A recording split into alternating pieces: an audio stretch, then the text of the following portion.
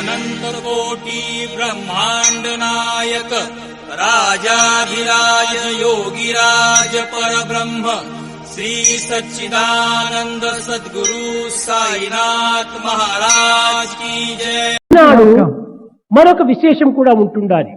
There is one more speciality associated with 1838 లోపల in 1838 September 27 లోపల September 27 తెల్లవారు జామున in the early morning hours జన్మించిన వాడే షిరిడి సాయిబాబా.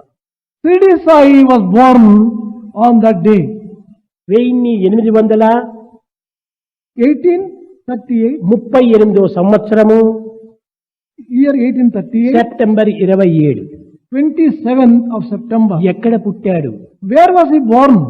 పత్రికామ సముద్భూతం ద్వారకామాయి వాసునం భక్తాభీష్టం ప్రదం దేవం సాయినాథం నమామ్యహం. పత్రిగ్రామం. He was born in the village of Patri. ఈ పత్రిగ్రామం అనేటువంటిది ఎక్కడ ఉంటుండాలి? Where is this Patri?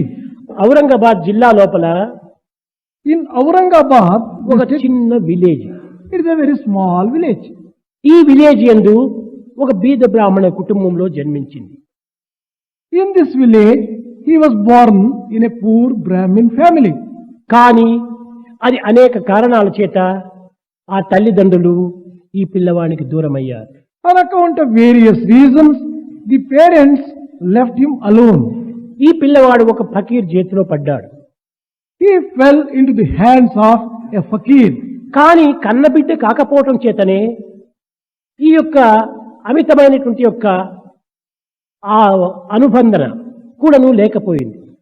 This fakir did not show so much of attachment as he was not born to రక్త them. సంబంధం కాదది.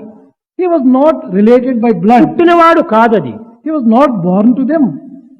కనుక ఆ విధమైనటువంటి సంబంధం అనేటువంటిది అమితంగా పెరగలేకపోయింది. He did not have that kind of intense attachment. ఆ ఫకీరు కొంతకాలం పెంచాడు. That fakir brought up Swami for some time. Gopalarao Deshmukh అనేటువంటి అతని చేతిలో పెట్టాడు. He gave this boy to Gopal Rao Deshmukh. ఈ Gopalarao దేశముఖే This Gopal Rao Deshmukh, అతనికి మరొక పేరు కూడా ఉంటుండాలి. there is another name for him.